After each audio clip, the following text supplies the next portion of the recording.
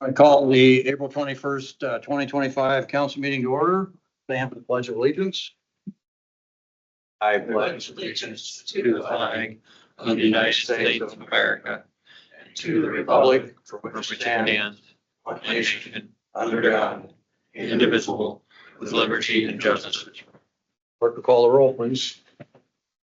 Councilmember Wade, Here. Dolly, Here. Armstrong, Here. Beef. Jones, present. Lane, Here. Mayor Richardson. Present. I will have the pleasure of giving a oath of office to Micah Rice. Micah, if you want to come on up front here and we'll oath of office all set up. We're going to stand in front of this little gadget right up here. Yeah, that's true. Yeah, thank you very much. It's also a gadget, right? Raise your right hand, please.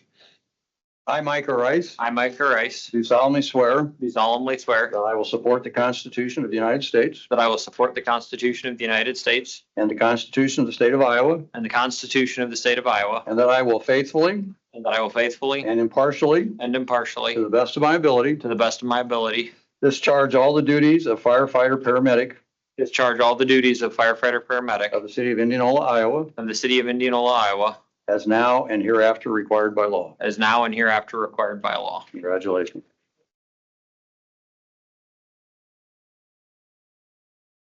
That's okay. Why don't you have a family come on up here? Okay. You really nailed that last part. That's a tough one, so. Impressive. It is impressive. Yeah.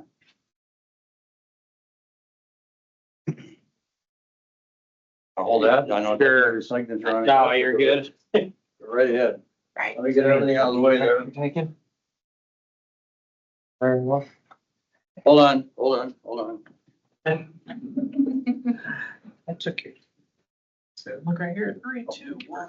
Appreciate you doing that. I gotta have somebody want that for me. 2, 1. Perfect. Congratulations. Congratulations.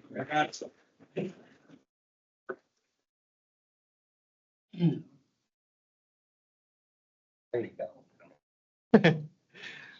Oh, it's okay. I'll give you back, I promise. What am I doing here? You don't need fingers against it. It's okay, buddy. Right before the chief of police. What's he do?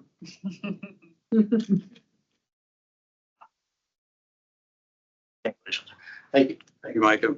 Yep, thank you. Thank you. Thanks.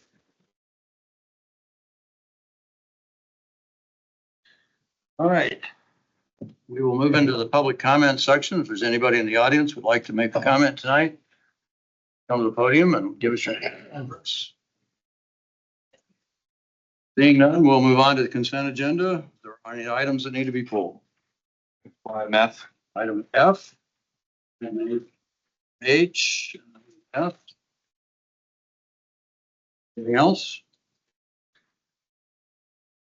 Approve the consent agenda with the exception of item F and H. Second. Clerk will call the roll, please.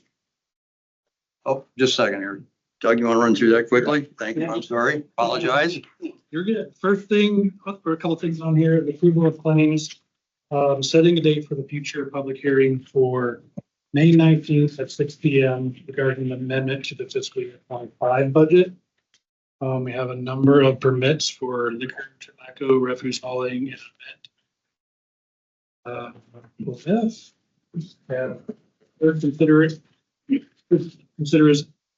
Consideration of adoption of ordinance for Pickard Estates residential rezoning.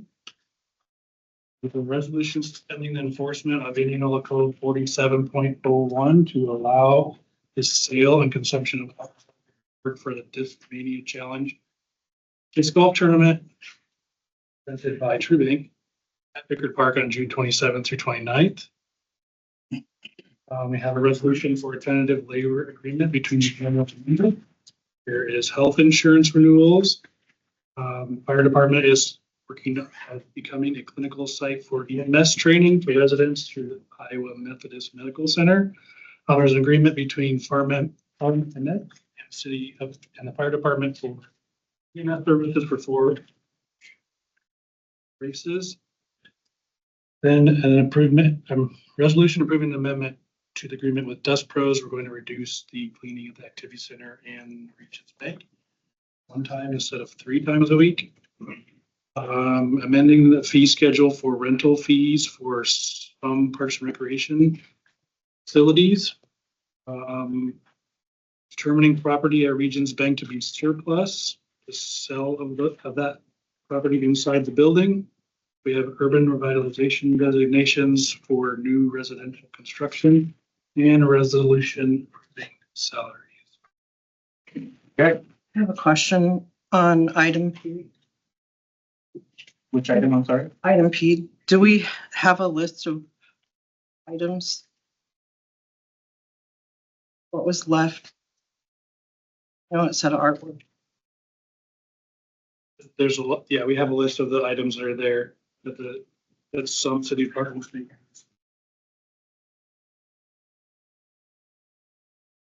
There's file cabinets, chairs, desks, and that work mostly. We do want to get, I was advised by Kevin Alderman at People's Bank, who had somehow been involved in some of the purchases of some of that artwork that's there. Not him, but the bank had at that time, and he requested that maybe we get somebody in and take a look at those just to make sure that we're not undervaluing some of that artwork. And I talked to Josh and he was going to talk with Kevin, I believe that that's correct, and see if we can get him in and just take a look at this. Question? That was my Yes. question. I know we have a whole collection of, like the collection in the hallway. Right. I just wanted to make sure that we Don't got, undervalue it. yeah, Right. don't undervalue it. Good question, absolutely. I'm not sure who will get in that about to give us a value on those, but we'll find somebody. Thank you.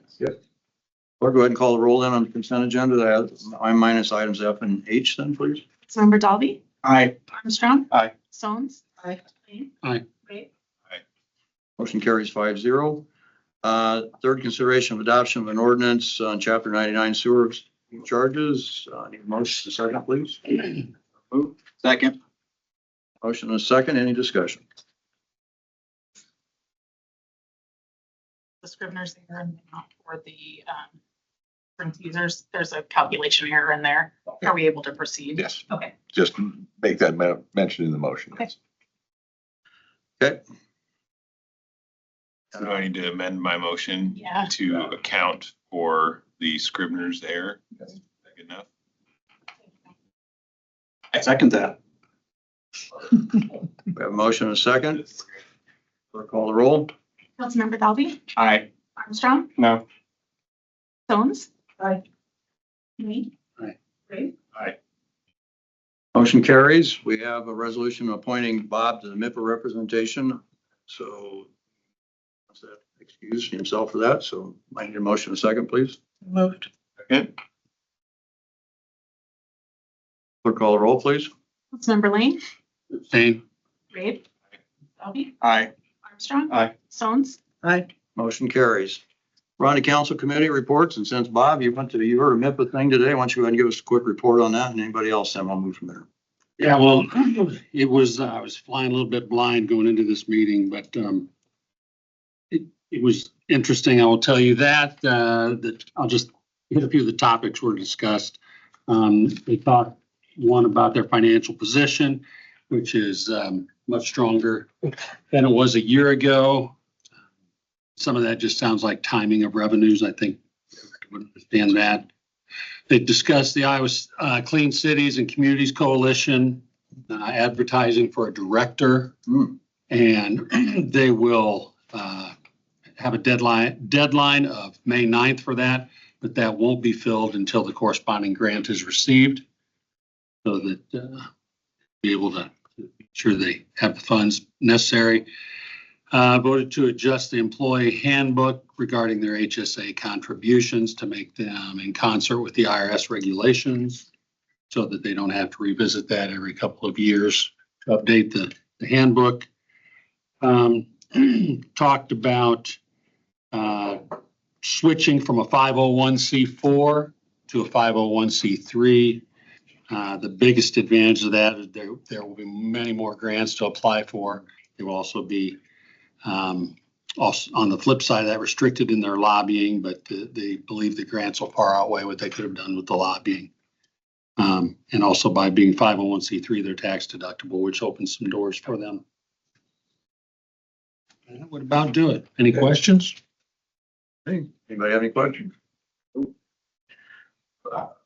Work that had a couple meetings this week. We're sharing about, I over at Regions Bank, a couple staff members have started kind of reconciling some of the numbers that we've gotten from Ryan Companies with some just finding the inputs on that to get to a clear potential path forward on that project. Should have some things to actually report by the next meeting. Then also had a meeting with the library steering committee with OPN. That was there. Aaron was there as well. Some library staff, friends of the library, and the OPN team, just reviewing the public input, the citizen input on that process for the engineering that we authorized, and then starting to work through some programming, and thought it went really, really well. I thought OPN did a very good job of coming in with a very discerning hand and not already down a good path as far as not sizing from day one, but right sizing and just being very appropriate in this times. So it's good progress. I had a legislative policy committee with the Iowa League of Cities on Friday. The new legislation that was dropped about a week and a half ago on property taxes, a couple of things here. The staff at the league is working with both chambers and the assessors to get some TIF language put in there. Right now, there's no TIF language in the legislation, which is a major concern of cities. Jackie, if we haven't done this yet, we need to give Aaron Mullinex at the league a actual dollar value of what we have TIF wise that needs to be covered in the future. So we need to get that to Aaron as soon as possible. They're estimating right now, one of the people on the phone call that has insight into a lot of this said that they believe there is about $4 billion in TIF dollars in Iowa right now, and that if this legislation doesn't get changed, that it'll have a drastic and severe effect on all cities in Iowa. I don't know if you know this, but the small town of Swan up by New Hartford, 64 residents, $74,000 annual budget. They voted to disband and allow the county to take over all their services because they cannot afford to continue running their city as they have. And so we've talked a lot about small towns and how this is affecting small towns. This is the first of many I'm seeing probably. The TIF language that the league is pushing forward is supported by Professional Developers of Iowa, among other lobbyist groups. And so there's some hope there that some of the legislators will listen, and they have been. They have actually listened about some of the changes. One of the proposals changes any property $100,000 in value, because a lot of small communities have homes valued under $100,000. I'm talking small towns in Iowa, and there's a lot of them. Would be only taxed at 50% of value, but then how do you reconcile that with everybody else in the state of Iowa? So there's a lot of concern, a lot of issues there. I would highly recommend that if you haven't contacted your state representative or state senator, that you do so. Have some conversations about your concerns about this. Just because you either work for a city or have some ties one way or another to a city, it doesn't make any difference. I would suggest you do this. There's a concern about commercial properties. Aaron Mullinex said that commercial properties under $350,000 in value, you get that first $150,000 residential value deducted. But even at $200,000, they're fearing that the taxes would be too high for some of these businesses to manage it at full taxable rates. So there's a lot of concern. Short-term rentals, there's some concern about that and whether or not they can continue to operate in the state of Iowa because of some of the tax laws. So there's a lot of issues right there. One of the big things that we just talked about at the very end of the meeting was the legislature has a bill in front of them that would change the franchise fee from 5% to 3%. Jackie, you gave me that number today and I apologize. It was somewhere around, was it around you? 400. Over $547. $547,000 that would affect us if they dropped that from 5% to 3%. Again, we need to contact our legislators if we're concerned, if we're concerned about this. So, anybody have any other comments or reports you'd like to give?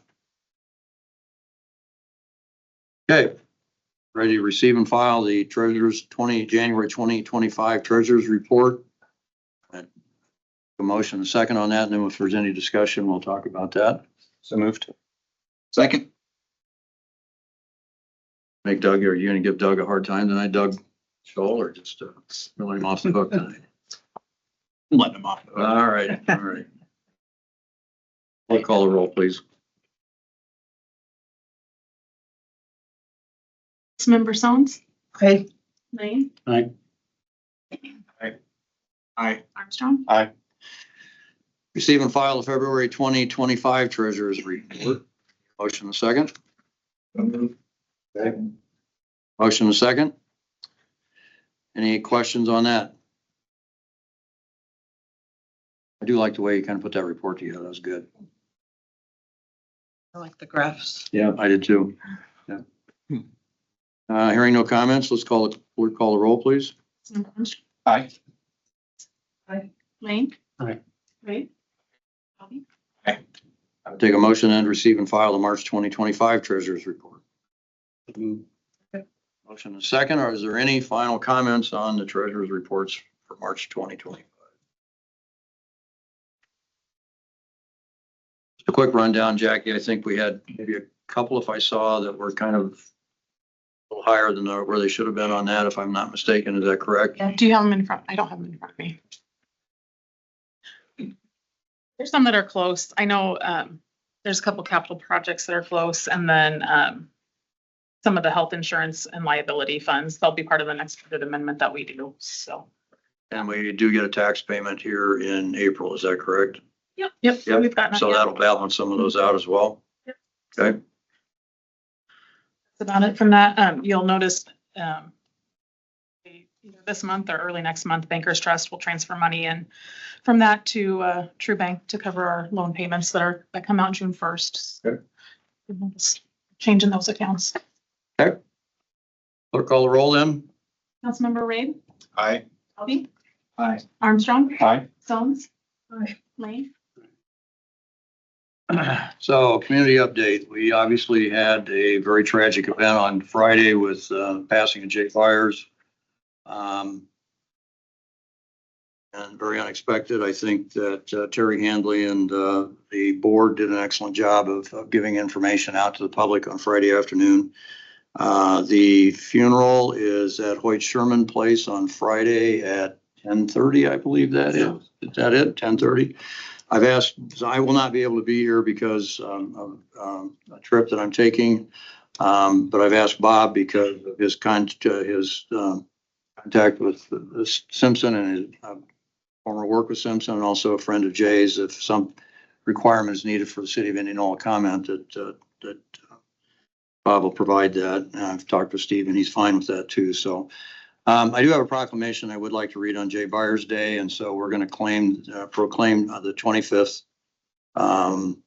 of April as Jay Byers Day. And so whereas Jay Byers had a passion for Simpson College, Indianola, and the Des Moines metro community, and whereas Jay graduated from Simpson College in 1993 and became their 25th president on July 31, 2023, and whereas Mr. Byers created a plan to transform Simpson College and unite the college community and the Indianola community, and whereas Jay previously served as president and CEO of the Greater Des Moines Partnership, and whereas under his leadership, the partnership became one of the largest and renowned chamber organizations in the United States, and whereas Mr. Byers passed away unexpectedly on April 17th, 2025, and whereas Jay was known for his transformative and visionary leadership, whereas he was a pillar of the community who built others up and inspired and energized them to achieve their highest goals, and whereas Mr. Byers influenced and guided leaders from many organizations, and whereas his love of music brought people together And whereas his impact felt beyond the people that knew him to the entire Simpson, Indianola, and Des Moines area communities. And whereas those that knew Jay described him as innovative, passionate, kind, selfless, bold, strategic, positive, supportive, influential, inspirational, and a true servant leader. And whereas we will miss his kindness, generosity, guidance, and mentorship. And whereas it was a privilege to know him and we were blessed to have had him in our lives. Now therefore be it resolved that I, Mayor Steve Richardson, do hereby proclaim April 25 as Jay Byers Day in the city of Indianola, and encourage everyone to carry on Jay's vision for Simpson College and our community by taking his big ideas and tackling them together as one. And I will fix my signature of that tonight. Bob, I was going to ask you, there is a, maybe you don't know, but there is a fund set up, I believe, to donate if people are interested. Is that correct? It's in the obituary. Greater Des Moines Community Foundation. Okay, thank you. All right, I have another proclamation. Arbor Day is coming up. And so we are going to celebrate Arbor Day. Whereas in 1872, J. Sterling Morton proposed the Nebraska Board of Agriculture that a special day be set aside for planting of trees. And whereas this holiday called Arbor Day was first observed with the planting of more than 1 million trees in Nebraska. And whereas Arbor Day is now observed throughout the nation and the world, and whereas trees can reduce the erosion of our precious topsoil by wind, water, cut heating and cooling costs, moderate the temperature, clean the air, produce oxygen, and provide habitat for wildlife. And whereas trees are a renewable resource giving us paper, wood for our homes, and fuel for our fires and countless other wood products. And whereas trees in our city increase property values, enhance the economic vitality of business areas, and beautify our community. And whereas trees are a source of joy and spiritual renewal, and whereas Indianola has been recognized as a Tree City USA by the National Arbor Day Foundation and desires to continue its tree planting ways, Therefore, I, Steve Richardson, Mayor of Indianola, do hereby proclaim April 25th, 2025 as Arbor Day in the city of Indianola, and urge all residents to support efforts to care for our trees and woodlands and to support our city's community forestry program. And I further urge all citizens to plant trees to gladden the hearts and promote the well-being of present and future generations, dated this 21st day of April 2025. And then lastly, fun day we're going to have in May 1st, 50125 Day Proclamation. Whereas the city of Indianola proudly bears the zip code 50125, which serves as a unique identifier for our vibrant community. And whereas May 2125, numerically written as 50125, signifies perfectly with Indianola's zip code, creating a once-in-a-lifetime opportunity to celebrate our city, its history, and its people. And whereas Indianola is a city rich in heritage, home to Simpson College, the National Balloon Classic, the Des Moines Metro Opera, Indianola Main Street, and a thriving business community that contributes to success and well-being of our residents and visitors. And whereas the citizens of Indianola take great pride in our strong sense of community, our excellent schools, our scenic parks and trails, and our commitment to growth and innovation. And whereas 50125 Day is an occasion to recognize and celebrate Indianola's spirit, engage in community events, support local businesses, and reflect on the shared values that make our city special. And whereas this rare numerical alignment serves as a fun and meaningful way to bring residents together, foster civic pride, and strengthening our collective identity, I therefore, Steve Richardson, Mayor of the City of Indianola, do hereby proclaim May 1, 2025 as 50125 Day in Indianola, Iowa, and encourage all residents, businesses, and organizations to join in celebration of our great city, its past, present, and future. In witness thereof, I hereunto set my hand and seal this 21st day of April 2025. Okay. Full business.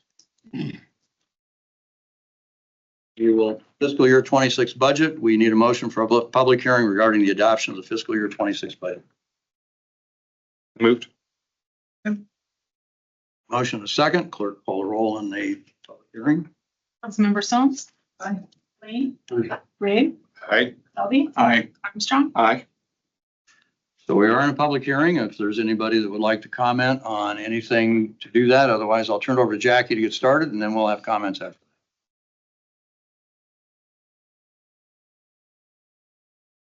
Mayor and council, we're here to talk about the FY26 budget adopted tonight. The budget process has been a long one. We started back this last fall and winter when the departments created their budget. Their budgets reflected what is needed for each department to function at the highest level with the most efficiency and highest trained staff, and includes replacement of old and worn out equipment and vehicles. Those initial budgets were presented to the council around the same time that we received the valuations from the county. Those valuations told us exactly how much money we were going to receive in the consolidated levy. We were able to approximate the revenues for the general fund departments based off of this information, which let us know how much money needed to be cut from each department. The council also directed staff to balance the budget to get the reserves and expenses in line, and if there were reserves available, they can be used. Tonight, we are holding the second public hearing and adopting the budget. Budget amendments can be made after July 1st if new expenses are added to the budget. From the initial budget to the proposed budget today, expenses have decreased by about $2.5 million or approximately 5.6%. Expenses are tracked closely by each department. They can check on the status of each line item in our software program, and some departments get a biweekly report from the finance department showing their expenses compared to the benchmark. Revenues have increased 2.8% or just slightly under $1.2 million. Departments are still looking at ways to increase revenues such as user fees or credit card fees.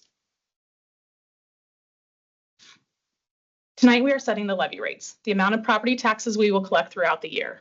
We can't change the levy amount throughout the year if employee benefits were to increase or if we wanted to collect more for debt payments. Consolidated general levy was previously set to $8.10 until House File 718. In FY25, it was $7.94, and in FY26, it's down to $7.86 for just the city of Indianola. The formula was developed by the state legislators, and it's used to determine this rate. The city does not set it.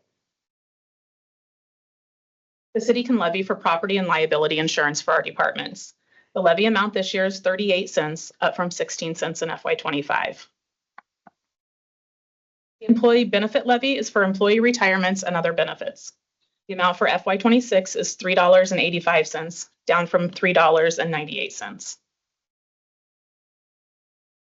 Our GO debt is $63.88 per resident. Our total debt is about $360 per resident, or $5.7 million. The remaining debt is paid through TIF and the sewer department's revenue bonds. And we'll go into our road use tax and business type funds. These do not get any property taxes. As I mentioned last week, the street and stormwater funds have over 75% reserves and will likely have greater expenses next year to complete projects while also lowering their reserve amounts. The sewer department is in its third year of operations at the new plant and will be able to better forecast expenses by this fall. We'll also be able to see some of the effects of the rate increase later this year.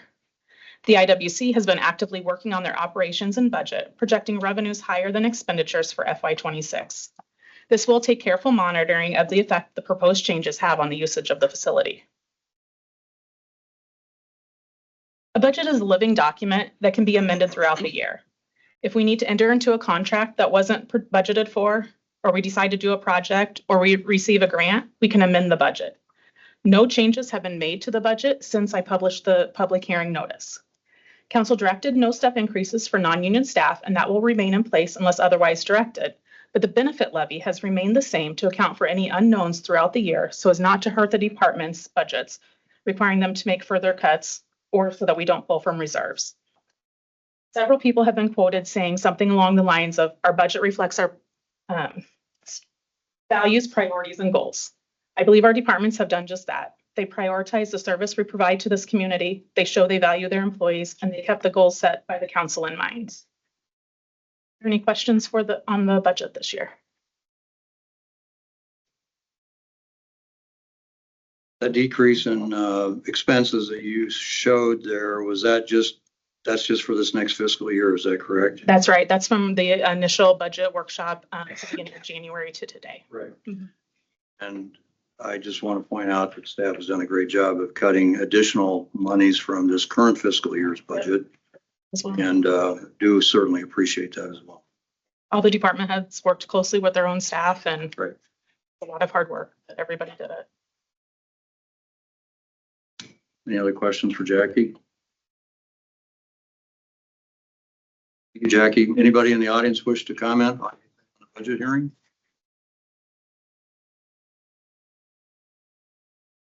If not, I would take a motion to move out of a public hearing. So moved. Second. Motion and a second. Are there any comments? Call the roll, please. Sorry. Sorry, did you have a question? Yes, one thing for me. We're approving the budget tonight, but the community has not yet seen the impact of these budget cuts. We haven't made any kind of communication that shows them the cut services or reduction in services.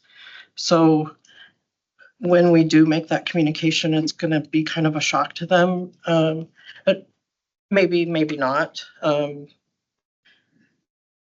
And what we've changed, and they weren't allowed the opportunity to see that before this meeting. So that does bother me a little bit. Sam?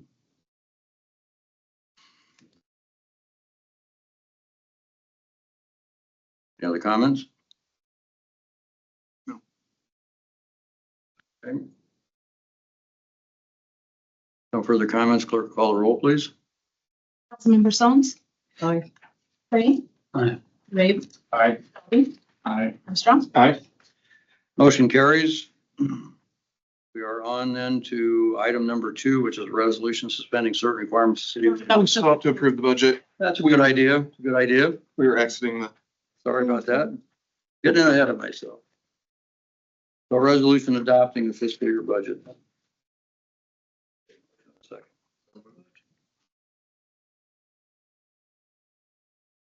Motion second, any conversation? Just a comment that, you know, it's been a long process for everyone and I mean, staff and council and mayor. And I'd also like to extend a warm thank you to all the staff as it's been a tough few months. So thank you very much for all the time and the effort and the willingness to meet and have discussions. So thank you very much. I echo that. A lot of hard work went into this, and my comment wasn't to diminish any of that. I know you've been working feverishly to just get to this point. But I did just want to make a point to say that we haven't really called out any of the changes. Thank you. Having sat through those meetings, I know how Thanks for grueling doing it was.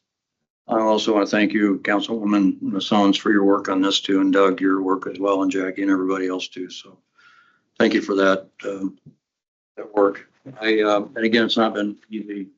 And it is going to be, you know, there are going to be consequences that people are going to start to feel. We'll try to get those things communicated. Any other comments? I guess I would just say, hearing all this, just so you all understand, I don't think they do this just during budget time. No. As the newbie and just having lots of questions, these people that are sitting here every time I walk in this room for a meeting have been just willing to answer anything for me, and I just truly appreciate it. Any other comments? Roll, please. Councilmember Lane. Aye. Ray. Aye. Bobby. Armstrong. Aye. Stones. Aye. Now we'll move on to item 2. Resolution suspending certain requirements of City of Indianola Code, Chapter 1706, and Resolution 2023-199 for 2025. Get a motion in a second, and then Jackie, would you explain what we're doing? So moved. Motion in a second. Jackie, what exactly, let the audience know what we're doing here. So chapter 1706 is in regards to the city council, and it says in that chapter that the city council's annual salary will be increased, matching the consumer price index expenses for the Midwest region in the previous year. And that was about 3% for this year. And so that raise was put into effect. Resolution 2023-199 is for the Board of Trustees. The council sets their wages as well. Same thing with them for 3%. It's up for the council consideration if they want to keep that 3% or if they want to revert it back to the 2024 salary.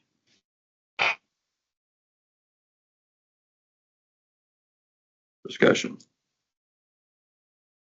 I believe our last direction was to revert it back to 2024 salary. It was a unanimous direction at that time. I agree. That's how I remember it going down. I know it's a small amount of the budget, but every little bit helps. It does. And I don't disagree. I just caution the council that we don't get in a situation where we put off again and do this for the next 4 or 5 years, and all of a sudden we'll have to have a jump, or we do a jump just to maintain some equity in some of our salaries, and just kind of caution against that as well. Do I have a motion and a second, if I'm not mistaken? Clerk, call the roll, please. Member Dolby, Aye. Armstrong, Aye. Stones, Aye. Lane. Aye. Dave. Motion carries. New business discussion and direction regarding the ordinance amending chapter 160, section 307 of the Code of Ordinances, Indianola, Iowa.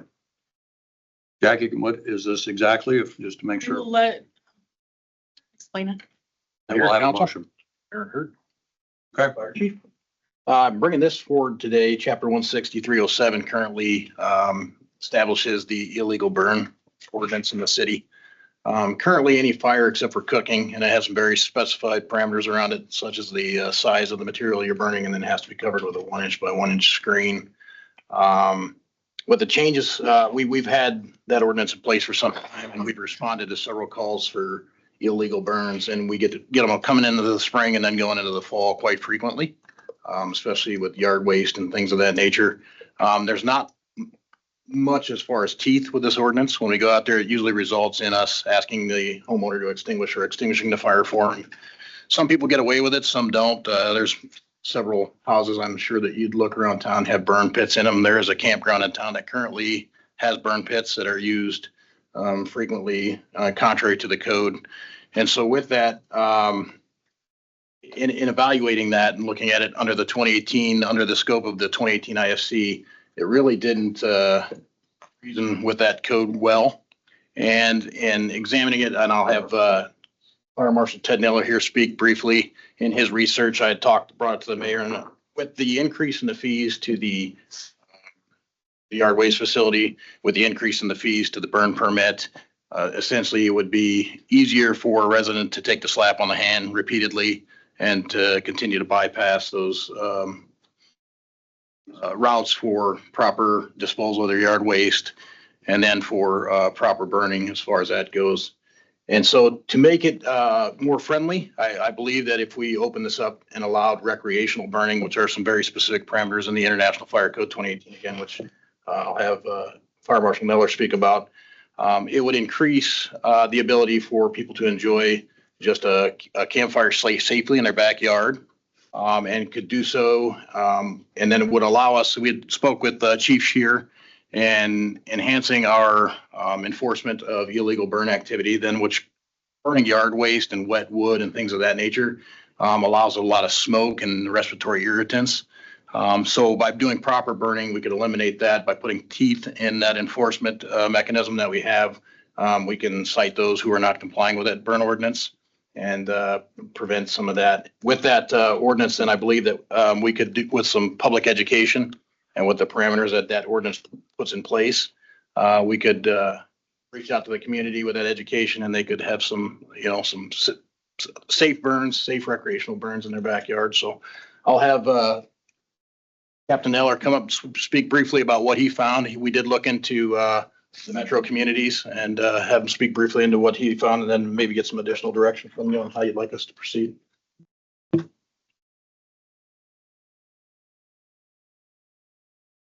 Well, what we found looking into this, we started doing some research on other communities, and we looked at Ankeny, Ames, Bondurant, and a lot of the metro. And a lot of them had adopted a recreational burning platform. And what they found was they actually had less false responses, and they had less people that were abusing it, because people had an alternative to go out and have a small bonfire as long as it meets the parameters in their backyard with their grandkids or their family. But there's very specific sets of parameters. And by rewording the 307 document, what we did was we took a lot of stuff that was just paragraphs that really had no code numbers behind it or any reference to it, and we put code numbers to it. it's pretty much a lot of the same information and the same rules and regulations are in place. The only difference is now, like Chief Hurd said, it addresses the campgrounds inside in the city. It addresses fire pits. It addresses bonfires. So it makes it a lot more easy to navigate for the general layperson, as well as along with the code section. We have a section that's going to go right off of the public safety page that spells out in layman's terms what exactly is allowed, what exactly isn't allowed. And if they have any questions, they can contact us and we can get that information to them. So, Captain, things like solo stoves and small stoves like that, I think are what you're talking about mainly here, if I'm not mistaken, is that correct? And Correct. small, maybe chimneys that they've developed or built in the backyard. Right. Yep, as long as they fall within parameters, they can only have them so close to residents, and that's within 15 feet. But it's the same as with charcoal grills and stuff. You can't have them in multifamily occupancies on decks or anything like that, because obviously you can't get the 15 feet spacing. So there's very specific rules and guidelines into how far apart, even if, let's say someone has a fire ring in their backyard, it has to be 25 feet from the structure, 25 feet from property line. And it has to be attended at all times by an adult, and you have to have a water agent, a dirt agent, sand, or an extinguisher on hand at all times. That's for a fire ring, is that right? That's for a fire One of ring. the Yep. bigger things, right? Yep. And the bonfires, does that require a permit then? Is It that? does, yep. Yep. And then what happens is the reason why we've got the fees in place is because on all bonfires, I'll go out and inspect the site, make sure it meets all the parameters that are set in place for a safe event.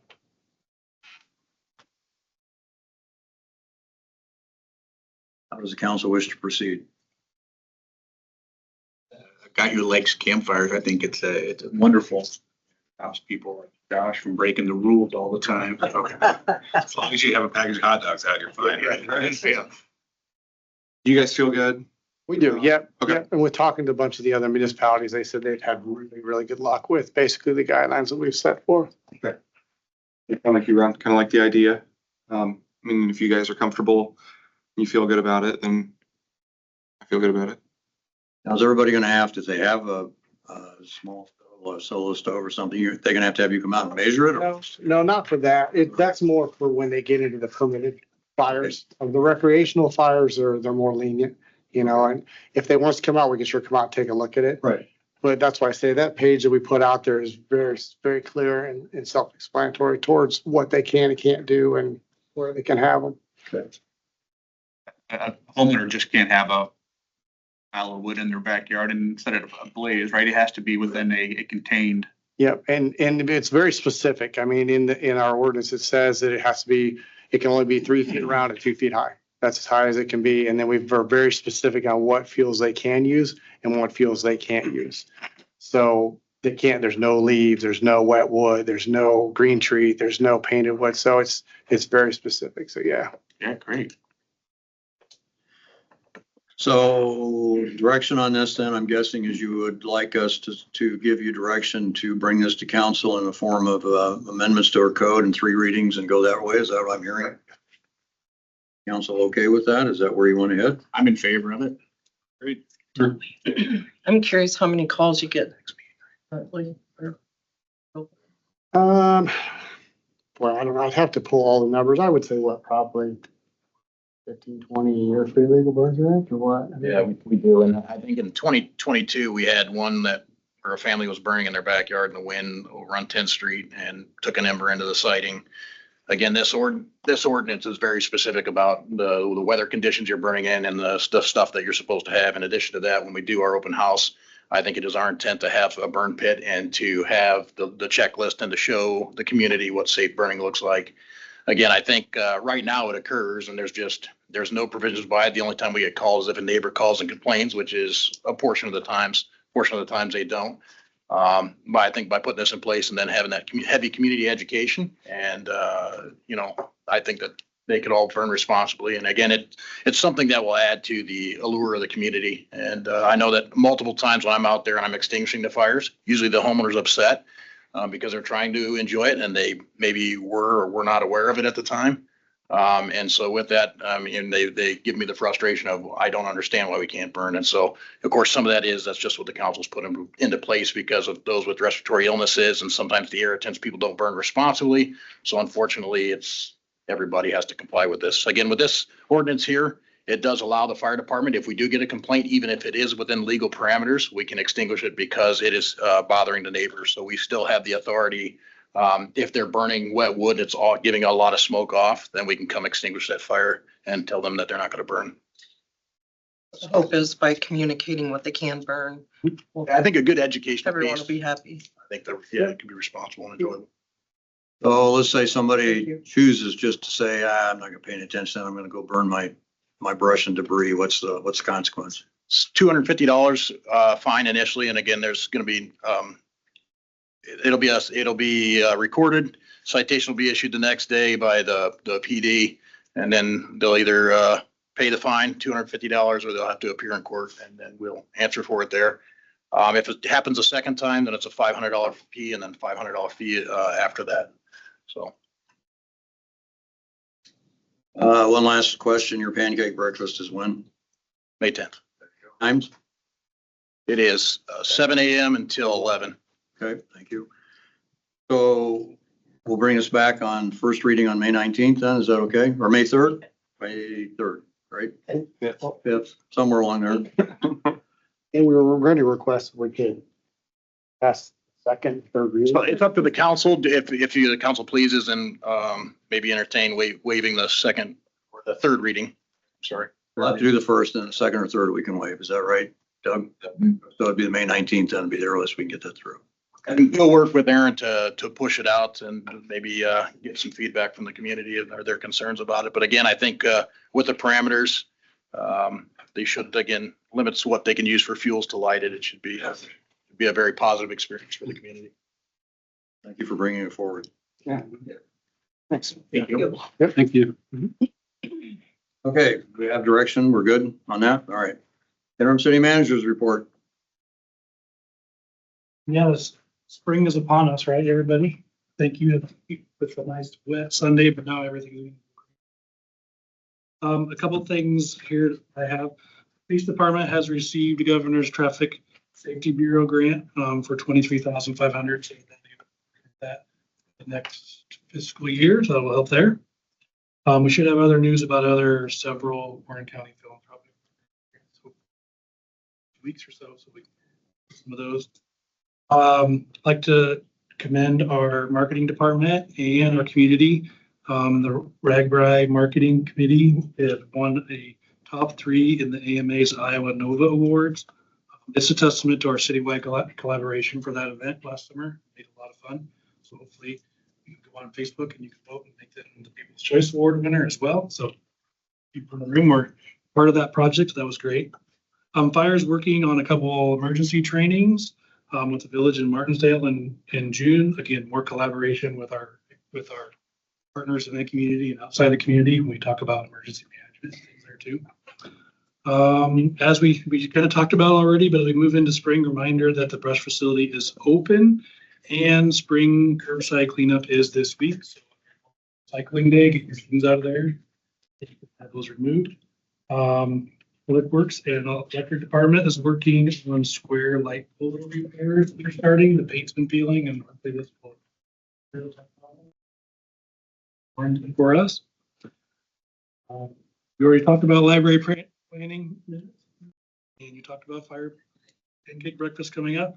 I just want to final with you talked about Arbor Day, but Earth Day is coming up, and just as a park steward that I am obviously, but enjoy all that our planet and nature has to offer us, especially as spring comes around. Every day will be something new. Community to take advantage of what we have in Earth every day too. Clinton Street project, do we know when that starts? Dave, do you know? May 15th, will be the message.